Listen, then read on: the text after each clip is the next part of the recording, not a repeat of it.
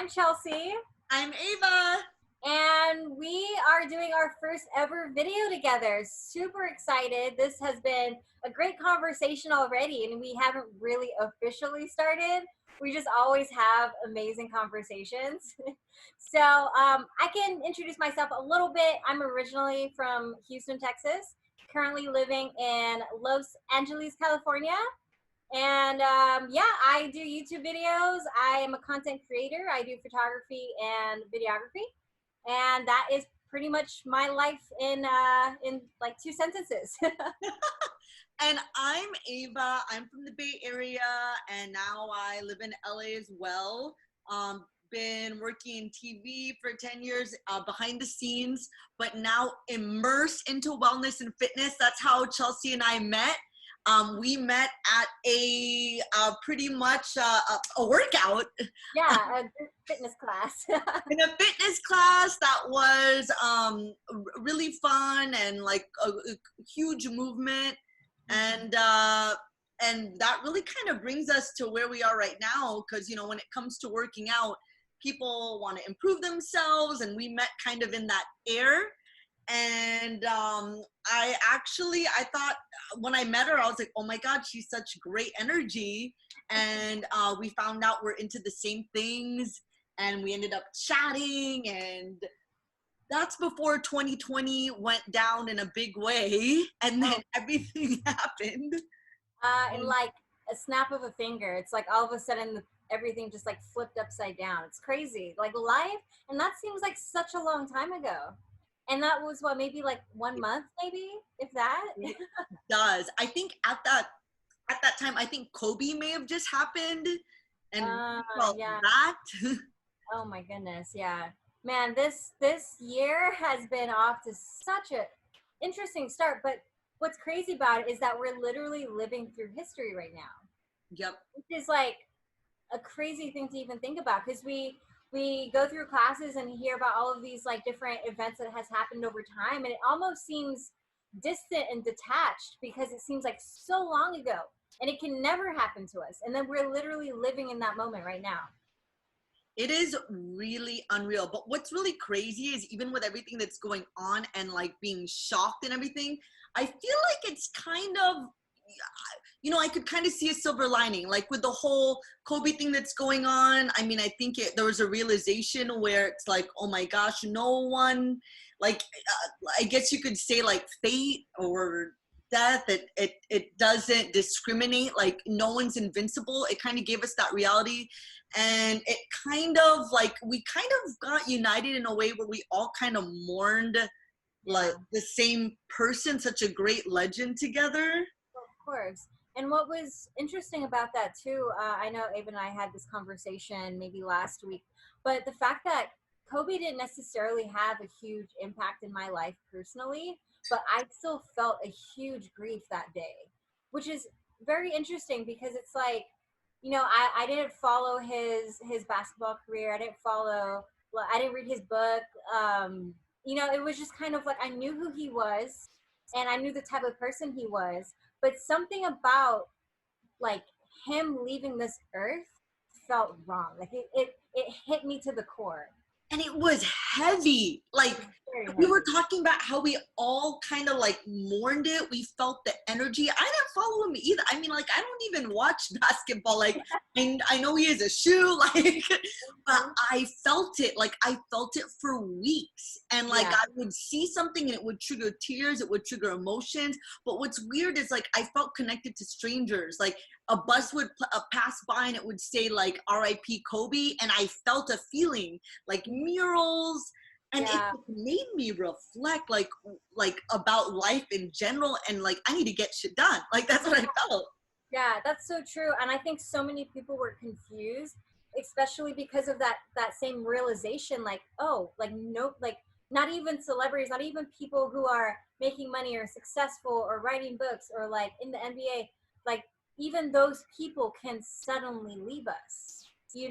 Because when we watch the news, we become so desensitized to all of it. It's like, oh yeah, that person died, this person died. Oh, that sucks. But then when this happened, everybody just stops in their tracks and looks around and is like, wait, did that just happen? Like, it's like, yes, like life. Like everybody is human. Like nobody is different than the other. Yeah, it does. Life does not discriminate. See that I did not even look at it that way, because like you are right, especially with media right now, social media. We hear a lot of news and we're very numb. I think this is the first time that it's like I felt like we hear about all these incidences from shootings and whatnot, like all these horrible things, but for some reason in 2020, like we were forced to feel it heavy.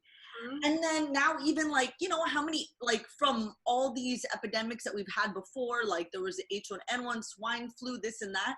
And then Yeah. now like dealing with Kobe, and then now the coronavirus, now feeling that in a Mhm. huge way.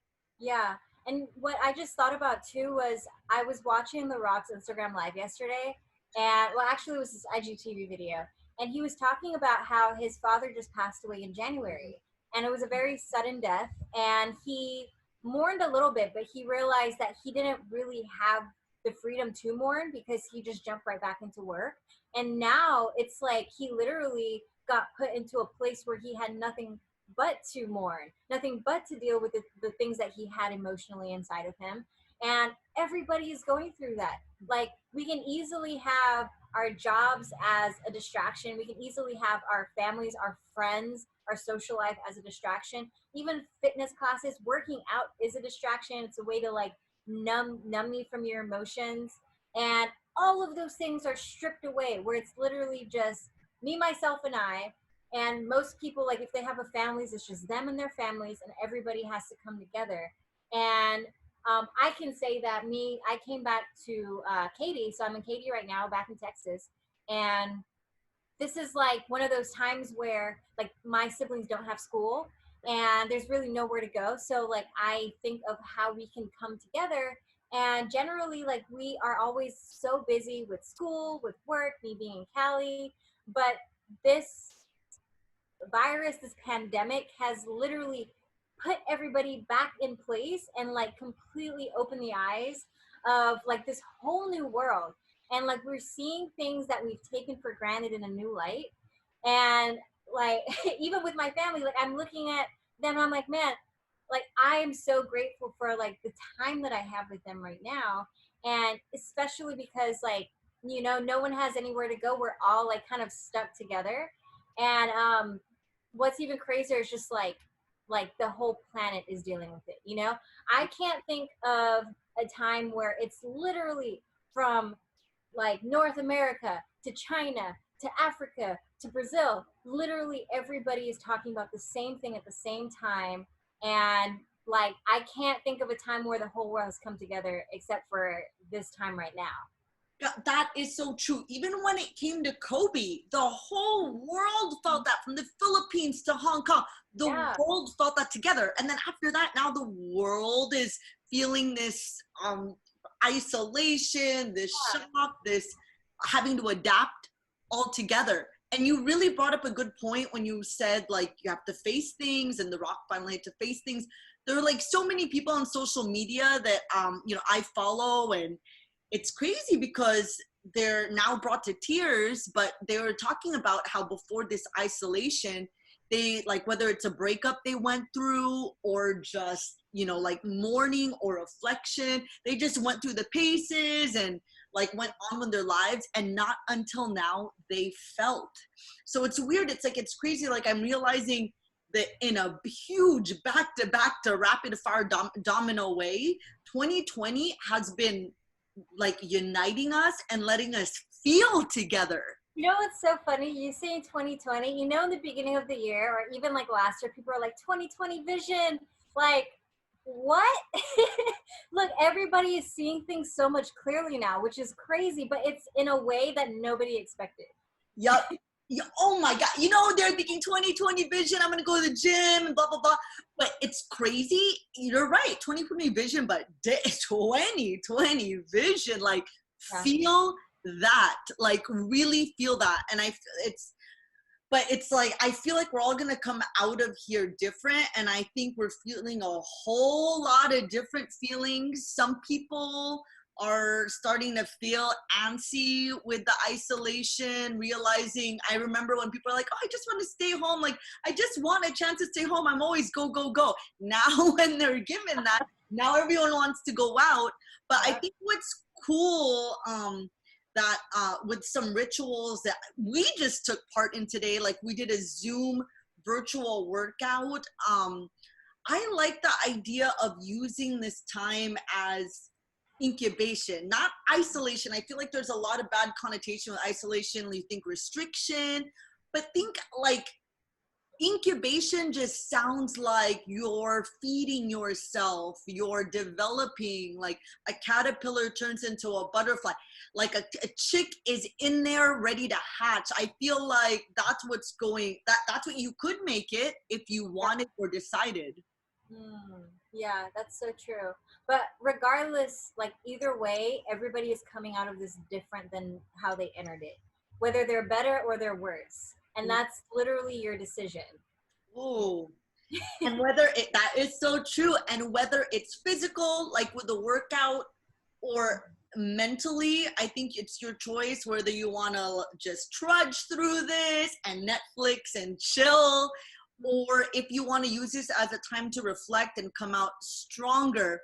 So I feel like we're going to be doing these virtual workouts regularly, you know, mind, body, soul, which brings us to another thing we decided to grow, and it's relationships are huge. And we're learning through this isolation how important connection and relationships are more than ever. I think that's what's crazy. Mhm. That's so true. And I think it's funny because when we have the freedom to have community, like before this whole pandemic started, a lot of people chose isolation over community. And now the fact that we're all kind of forced into isolation, um, now we want community more than anything. And we realize the importance of it. And even I'm realizing that about myself. I'm like, man, I should have went to more events. I should have met up with my friends more often. Like I should have been doing more with more people. And now it's like, okay, well, what can I do now? And yeah, Zoom is like an amazing, like, just platform for us to be able to do that with those workouts. And I mean, it's hard to say how long this is going to last.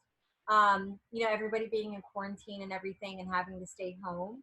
But how many of us are really going to make that change once everything's like kind of done and over with?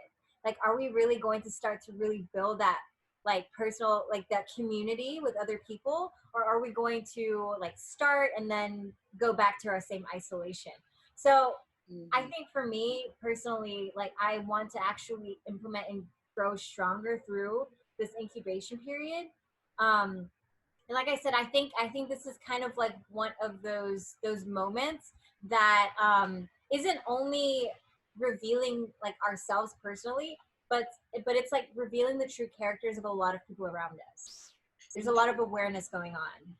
Yes, and God, bringing up all these points, and you really made me think, because I don't want it to be like a whole, oh, I'm gonna come out of this strong and blah blah blah. And it's kind of like, you know, New Year's when you're going to the gym for 3 months and then you go back like to where you were. And that's why I kind of don't want this just to be like a marathon push, if you will. Like, this is me in incubation, then I'm gonna come out and go back. Like, I want this to be, I want to set foundational routines and habits that I'm going to maintain when I come out. And I feel like, you know, that's a difference. I don't want to do anything today that I wouldn't want to, like, that I can't follow up with.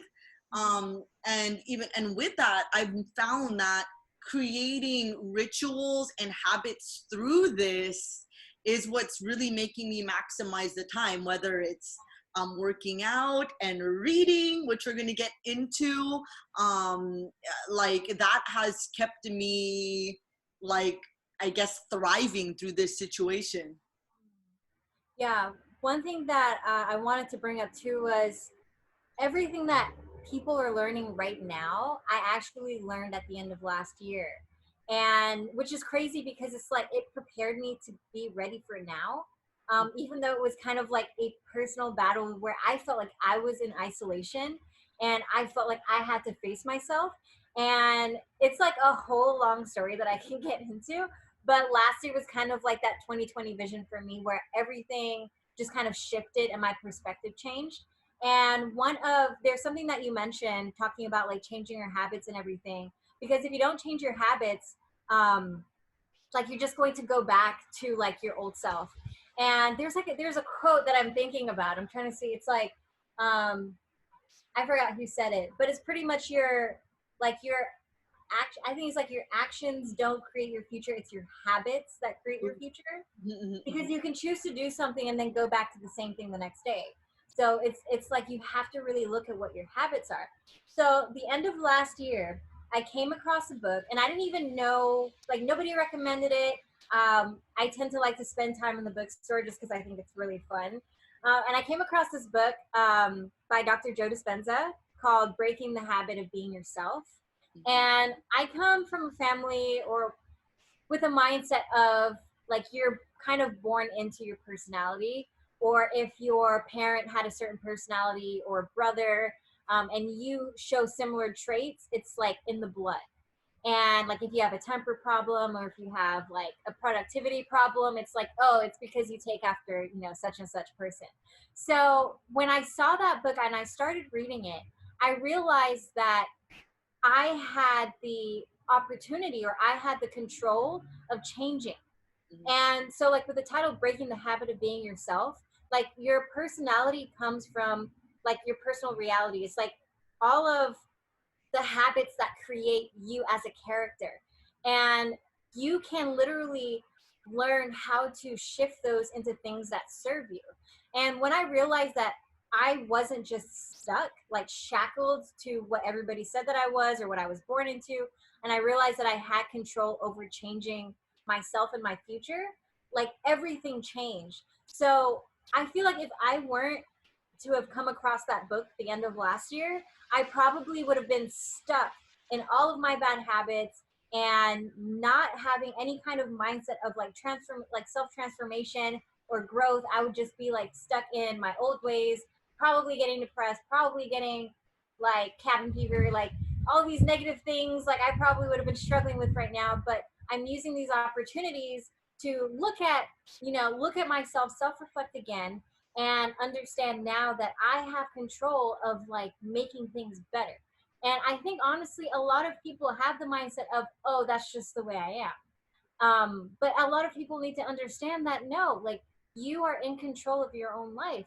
The way that your life is right now, if you're not happy with it, it's because of your consistent actions. But if you want a different life, you look at what actions do you need to change and what actions do you need to take in order to get to that reality. And it's literally all in our control. And this is the best time to do that right now, because this is literally a time of like looking within yourself and making those changes. And it's like almost like the world slowed down so we can catch up. Ooh. And more over on that, because I love Joe Dispenza.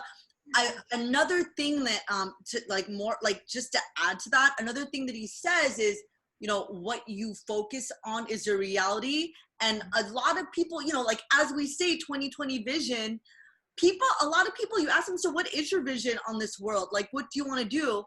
And some people have never written that down. But one thing that Joe says is if you don't have a vision, you default to your past. So that was huge for me, because like, I'll give you a brief example. Like, I went, going into 2020, I decided to bring certain people in my life and not bring certain people in my life. And sometimes when you have to break off with anyone, whether it's a guy or a friendship, it's easy to get stuck in that in the past. But if you go, well, the person I do need to be with is XYZ, and you have the clear vision of that, then you're not going to default to the past. But if you don't know what you want, you're just going to think about that past over and over and over. So vision is huge, and defining that vision, and this is the time to do it. And the book relationships, as I talked about, cutting them off and bringing on new people and knowing what you want. I'm really excited about the book that we decided to read actually before all this went down, but now we have the time to really, talk about it and share it with everybody, is by Devon Franklin, and it's The Truth About Men. And what's cool, and I'm gonna admit, I did leave a guy, and not bringing him to continue forward in 2020. And as I talked about defining the kind of guy that I want, what's great with this book is it allows me to reflect on that. And what's cool about sharing this book club with Chelsea is we have two different relationship statuses, so you could get two different perspectives. Like, so now I'm defining what I do want, and you're currently in a relationship, so it's going to be interesting to see how this book plays. But what do we think about it right now? True. I was like, chapter 1, check. Completely true. Chapter 2, check. I've witnessed that. I've seen that. I've heard that line before. It's like, no, I honestly think it's great. And I mean, applaud to Devon Franklin for being so bold as to put out a book like that, because I'm sure he's breaking like guy code right now. All of like the guys like mentality. And I mean, honestly, like I'm like Ava said, like I'm currently in a relationship, but I actually have been in a very toxic relationship that almost brings me back to that book, which was like, if I were to read that in that time, things would have made so much more sense to me, and I wouldn't have felt as if everything were my fault. And I think that's like the good thing about the book is like Devon is very like he's very open with how he speaks about men and women, and he's like, I understand you women, but like men, we need to get our stuff together. And I like that he speaks to both audiences, men and women. But to me, it's been very eye-opening. A lot of stuff I kind of figured out over time, but it's very interesting to hear it in a guy's perspective. And he's very real and frank, and he he puts himself on the line when he shares. Mm-hmm. And if you guys haven't heard about the book, I mean, you could kind of tell by the title, The Truth About Men. It's basically about, he talks about, and I feel what's so great about this book, I don't think it just applies to relationships, because basically he says every man has a dog in them, and every man also has a master. And it's the guy's choice to master the dog or let him run rampant. And, some people will tell, like I told a few people I'm reading the book, and they're like, oh, I'm good, I don't need that. But what's crazy is I actually could really relate it to my fitness journey. I did a bodybuilding competition. I actually read one of his other books called The Weight. And I really realized how mind, body, and soul is connected, because just like how, the man has a dog, I mean, he says it, he literally has to talk to the inner dog in him, like, no, you've got your wife at home, like, take care of her, that's not right. That's how you got to be with yourself sometimes when you want to miss a workout or you want to eat that freaking Pop-Tart. Like, we all have masters in us in general, and you want the master to thrive. And that's like the hugest, the biggest aha that I got from there, that, oh shoot, like, it is mind, body, soul. You master that, and it's your quality of life, like, full circle. Yeah. I don't know, did you think about that connection, or were you thinking like, no, I actually haven't. Well, I'm listening to the audiobook. I think you are too. Yeah. I was listening to it, and I was like, for me, just because like I've been in a very, very toxic relationship before, I was like, oh, yeah, that makes sense. The whole time I'm like, oh, okay, oh, got it. And so I was looking at it completely as like, oh, that trash guy that did this to me, kind of like in a very bitter way. But so I was, yeah, I'm still like over there. It was like an expose for you over there. Oh yeah, for sure. I was like, oh man, okay, this is like, it almost feels like like Devon Franklin was on my side. I was like, thanks, Devon, for making me not seem crazy anymore. Because like with my like previous relationship, I met the dude when I was 16, so it was like I was very young, and I was with him for like 6.5 years, so a very long time. But it was very toxic. He's very manipulative. He was very much like the dog running rampant. Mm. Um, but made it like always made it seem like it was like my fault or I was crazy or I was overreacting or and I feel like in most cases women are made to feel that way just so like the man could still allow the dog to be set free because like there's nobody trying to put it in its place because you're like trying to lock up the woman in the cage so she can't say anything about it. So for me that's kind of like how I'm listening to it. I'm like, okay, now I can like I have more peace knowing the truth. Mm. So Hmm. for you, it was more of a reflection, and you were able to like pat down like understand the past, filter out the past, Yeah. and like it was like a healing for you. Yeah, yeah. That's actually a really good way to put it. I feel like sometimes there's like different situations because I was in that for so long and my mentality even like with myself and with men had shifted so much within that. Like it was like listening to that helped me to really let that go and like break free from like whatever chains like I was still like kind of shackled to Mm. based on a lot of the lies that I was told. So That's so true because even me, like for my thing, it wasn't really like a whole long relationship, but like for me, it was like, okay, when I was like talking to this guy and whatever, he talks about the gray area. And, when they don't give you like an exact answer and you don't know exactly what it is or whatever.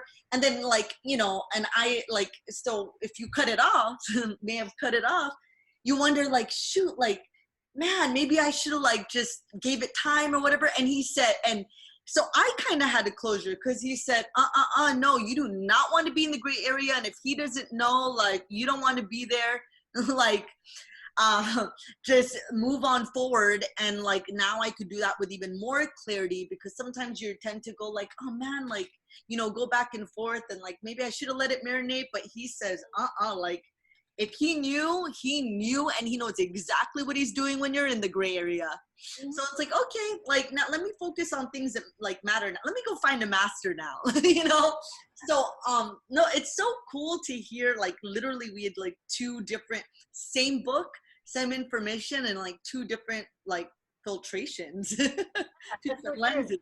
Yeah, that really like says a lot about even like normal conversations. Whenever like you could be or one person could be telling one story, and both people could be like pulling different things from the same story. And one thing that I like to do that I realized this in too is like when you're watching a movie and you ask somebody after the movie like, what did you think about like what stood out to you the most? Like what did you get from the story? And it's so interesting to hear other people's perspective. But a lot of that is because of their own personal life experience. Oh, and which while you were saying that, what went through my mind is Joe Dispenza's "It's your personal reality that kind of dictates how you see everything." Exactly. Like Yeah. one thing that could make someone freaking miserable could like you could just be like, what a great day. Exactly. Like it's how we define it. Exactly. And that's actually like a really big kind of like uh point in my life that helped me to see things in a more positive light. And that's where gratitude comes in. Gratitude is extremely important. Yeah, like literally my life changed the moment that I started writing my gratitude every day. And you see things so much differently. But that's the thing too. So I think Joe Dispenza says this, and I think it was like in an interview where like we're so used to negative news when we wake up in the morning and we see certain things on social media, or we hear certain things on the news. People kind of tend to gravitate towards negativity and drama, and That's true. so in our everyday life, whether we know it or not, that's what we seek, that's what we look for. So if we constantly find ourselves in dramatic situations or in negative situations, it's because we're subconsciously attracting ourselves to it. So if you switch those things around and you constantly seek out positivity, subconsciously positivity is going to seem like it's coming to you, but you're literally like gravitating towards more positivity because that's where your mindset is. Oh, which you just gave me an epiphany, which also it might be not what we naturally do, but just like we did a live virtual workout today, that's a mental muscle, because your mind is going to steer somewhere, and then you need to strengthen it to steer positivity. It'll naturally default to negativity because that's what we're surrounded by, and then you need to steer to positivity. Like the media is like the world, society is an unhealthy world. Like you could just go to a grocery store and you have to go to a fraction of the store to be healthy. And exactly in a mental platform, it's the same thing.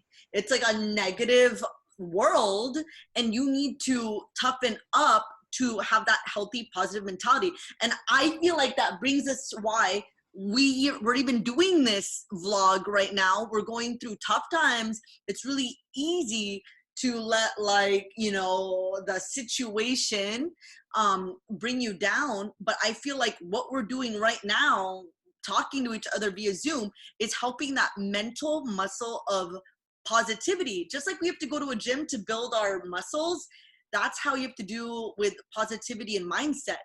So I'm really excited that we're going to be doing this together regularly for everybody. Yeah, that's so true. And that's the thing.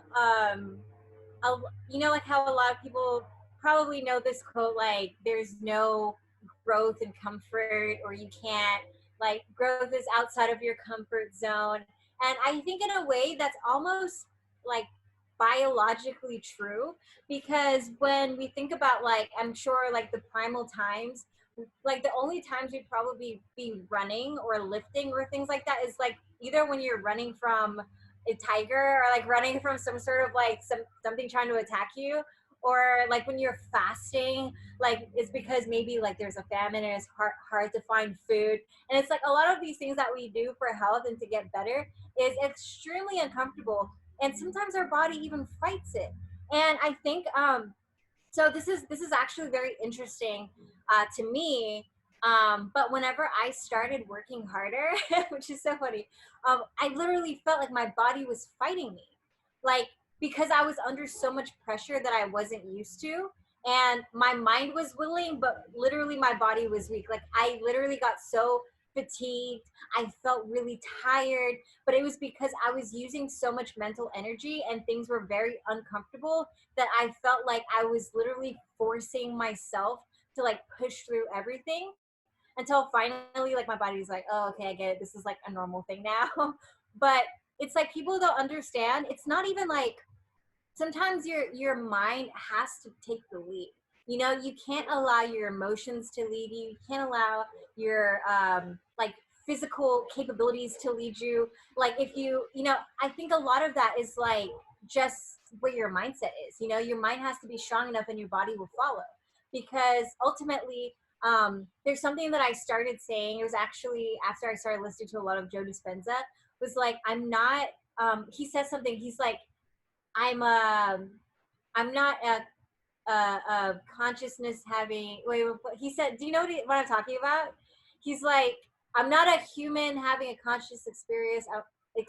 I'm like a consciousness having a human experience. So it's like the consciousness, like who you are, the core of who you are, is in control, and like your human body is just kind of like the vessel. Yeah, Yeah. yeah, it's like playing it out.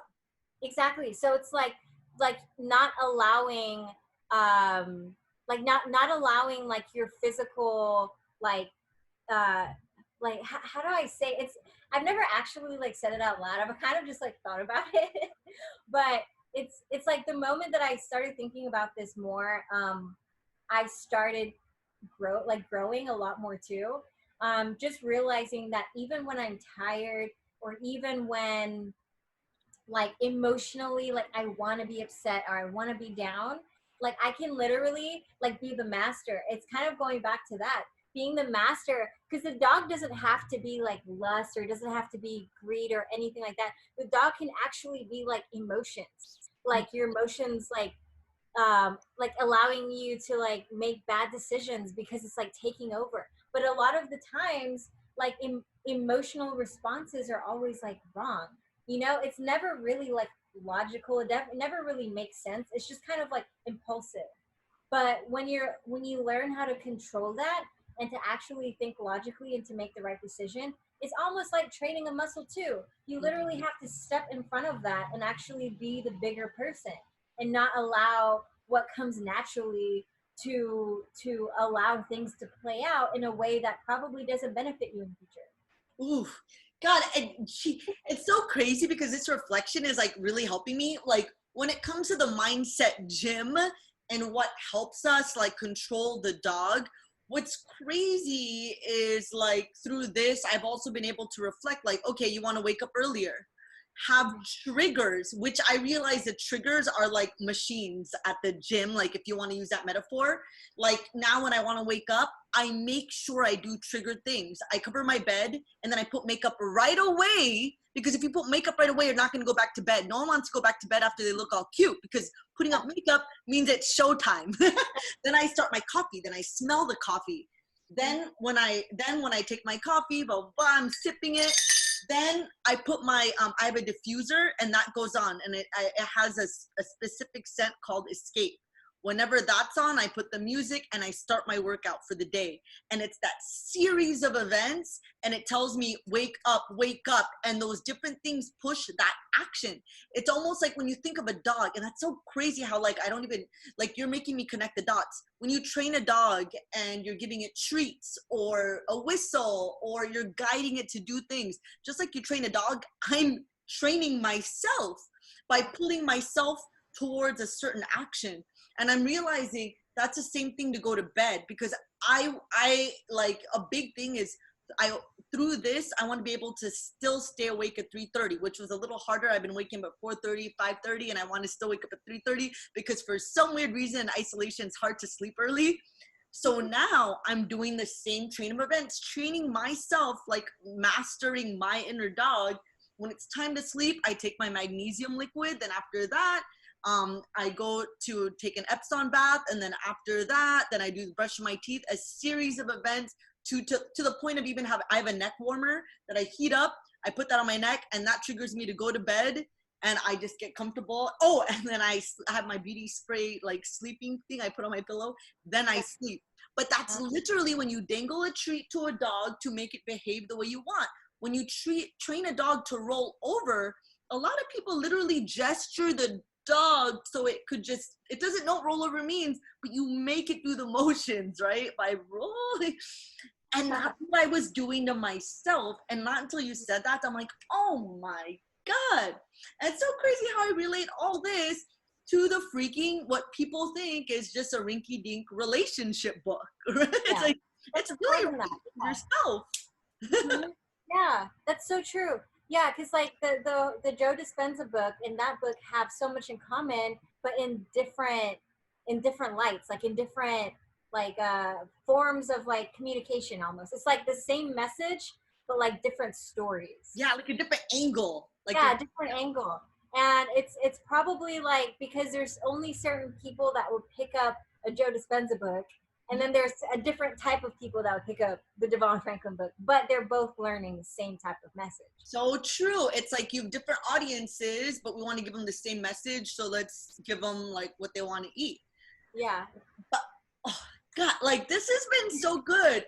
So I get like what's so cool is when this started, we're like, okay, cool, we're gonna have a book club. But what, and talk about this book and what we felt about chapter 7, 8, 9, 10.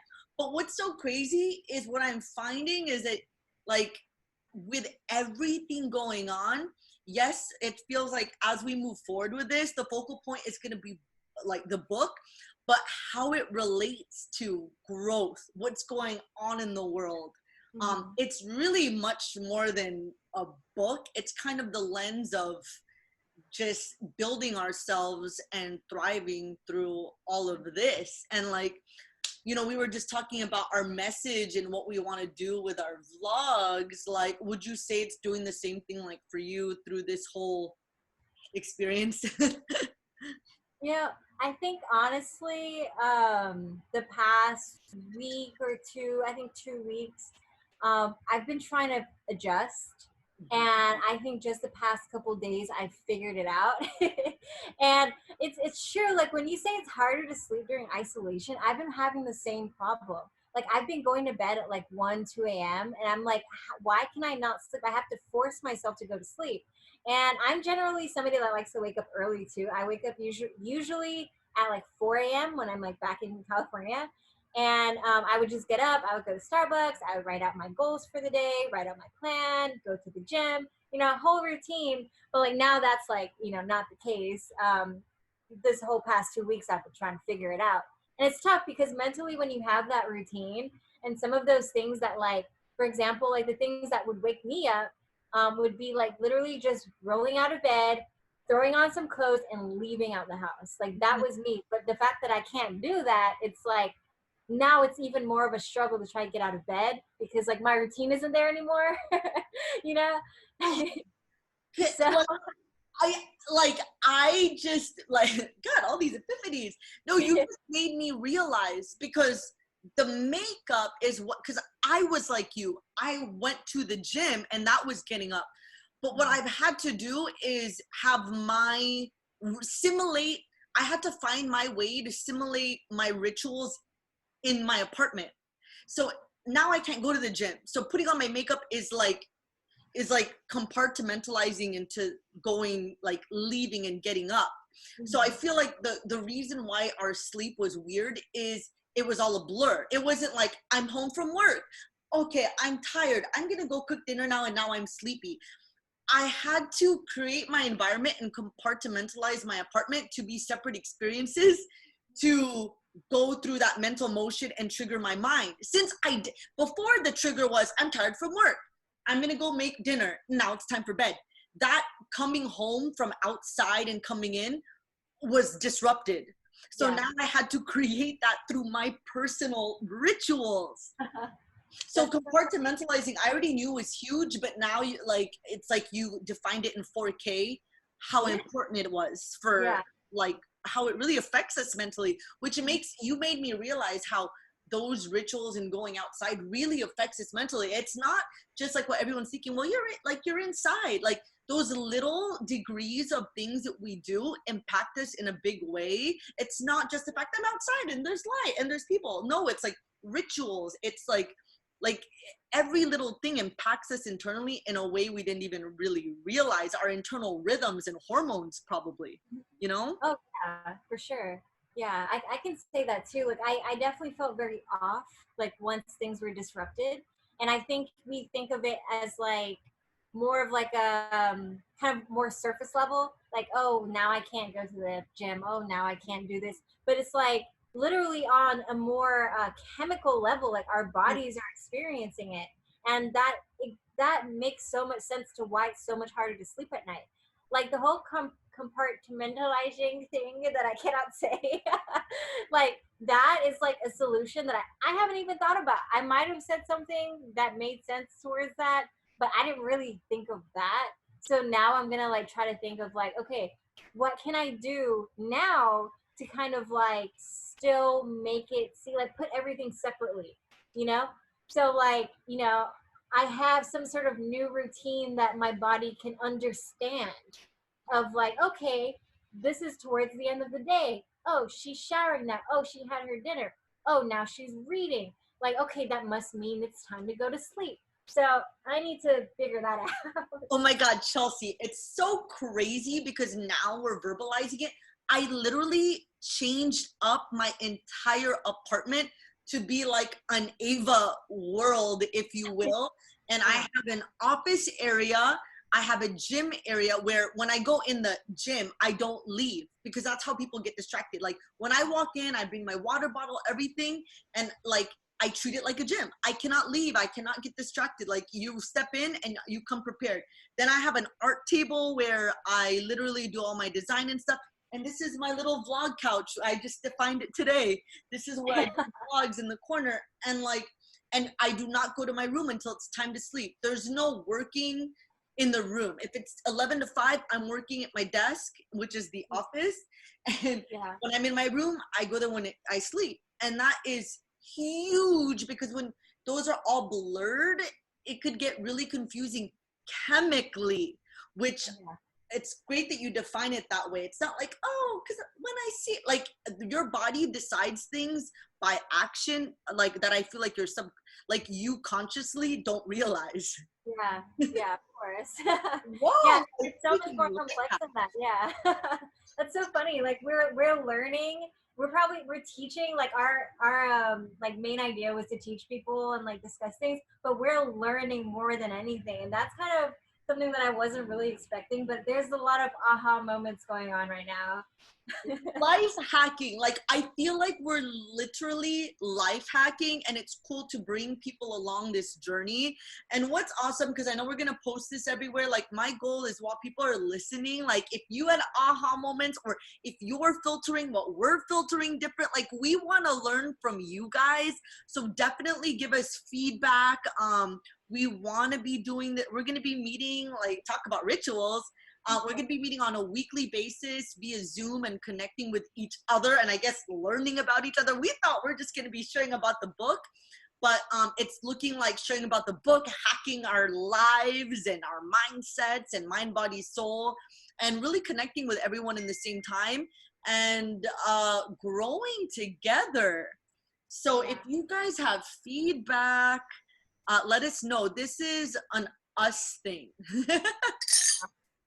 So Oh just man. before we go, like what should like what do you like as we move forward and get feedback? Like, is there anything you want people to do or say so that we can make this next video even more impactful? Yeah. I think what you were mentioning earlier of like sitting down and actually taking time to ask the question, like, why am I here on this earth? What am I here for? What is my contribution? And I think once people sit down and almost put their lives into perspective, I think that is a great first step to actually making real and lasting change. Mm. Mhm. Mm. So everybody, you heard that. Write that down. And then we will definitely have a fruitful next video. What our homework on our end is, we're gonna keep reading the chapters of the book. And I know, even though we're reading like 5 chapters, whatever it is, it's really a bigger picture in our lens of what's going on right now and moving forward together, guys. So hope you enjoyed. We'll be back. Yeah, thank you guys for tuning in. See Thank y'all you, in the next. guys.